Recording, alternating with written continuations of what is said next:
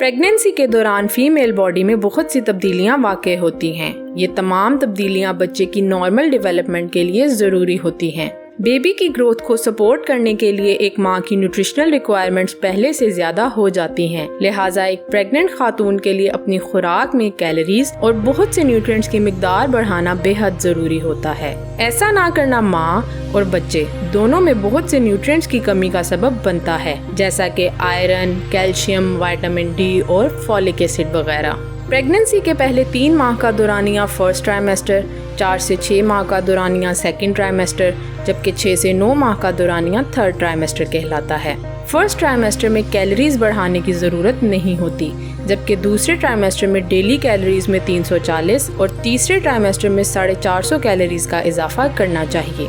इस मकसद के लिए अनहेल्दी फूड्स की बजाय हमेशा न्यूट्रिएंट डेंस फूड्स का इस्तेमाल करना चाहिए। ड्यूरिंग प्रेगनेंसी हमेशा सफिशिएंट क्वांटिटी में होल कार्ब्स का इस्तेमाल करें। आइडियली 175 ग्राम तक कार्ब्स ले सकते हैं, जबकि 135 ग्राम से कम कार्बोहाइड्रेट्स हरगिज रिस्ट्रिक्ट मत करें। कार्बोहाइड्रेट्स की मुनासिब मिकदार बच्चे के दिमाग और इसकी ग्रोथ के लिए बेहद जरूरी है। हेल्दी कार्बोहाइड्रेट्स में oats, barley, whole wheat, legumes, beans, whole grain cereals और चिकपीस वगैरह शामिल हैं। प्रेग्नेंट खवातीन को रोजाना इजाफी 25 ग्राम प्रोटीन का इस्तेमाल करना चाहिए।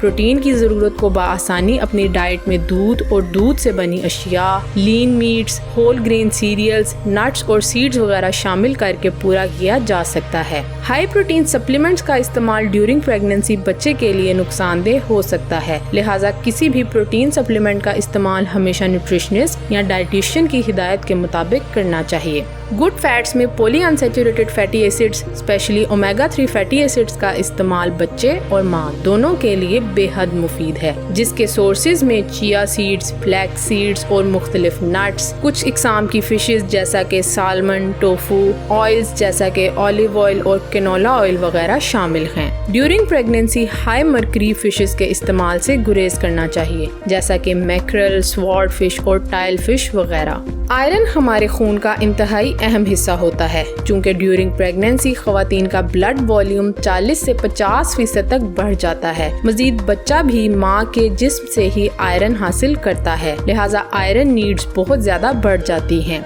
नॉन प्रेग्नेंट खवातीन की 18 मिलीग्राम पर डे की निस्बत प्रेग्नेंट खवातीन में iron needs 27 milligram per day तक पहुँच जाती हैं। इसको पूरा करने के लिए मुनासिब मिकदार में गोश्त, चिकन, कलेजी और मछली वगैरह का इस्तेमाल करें। आयरन के चंद प्लांट सोर्सेज में ग्रीन लीफी वेजीज मसलन पालक, खुबानी और बीन्स वगैरह शामिल हैं, मगर प्लांट सोर्सेज के साथ विटामिन सी रिच सोर्सेज का इस्तेमाल जरूर करें। विटामिन सी का इस्तेमाल आयरन की एब्जॉर्प्शन को बढ़ाता है। आप आयरन रिच फूड्स के साथ सिट्रस जूसेस का इस्तेमाल कर सकते हैं। आयरन रिक्वायरमेंट्स को पूरा करने के लिए आयरन सप्लीमेंट्स भी इस्तेमाल किए जा सकते हैं, मगर इन सप्लीमेंट्स को चाय या कॉफी वगैरह के साथ लेने से गुरेज करें। इन सप्लीमेंट्स का इस्तेमाल खाने के साथ करने की बजाय हमेशा इन बिटवीन मील्स करना चाहिए, क्योंकि ऐसा करने से आयरन की एब्जॉर्प्शन में इजाफा होता है। ड्यूरिंग प्रेगनेंसी फॉलिक एसिड की रिक्वायरमेंट्स भी बढ़ जाती हैं, क्योंकि इसकी कमी बच्चों में दिमागी पेचीदगियां पैदा करती है।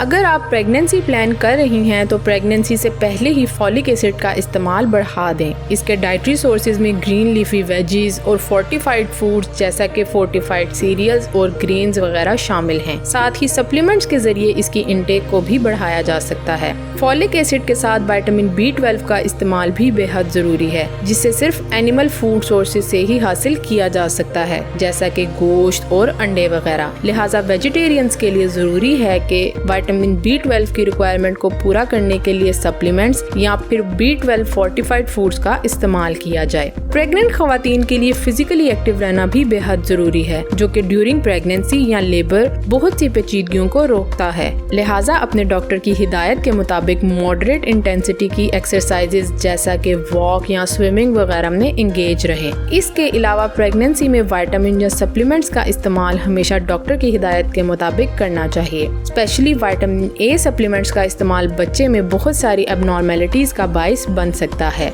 आखिर में ये जान ले कि वेल बैलेंस्ड डाइट और मॉडरेट फिजिकल एक्टिविटी ही माँ की सेहत को बढ़ाते हुए एक सेहतमंद बच्चे की पैदाइश को यकीनी बनाती है।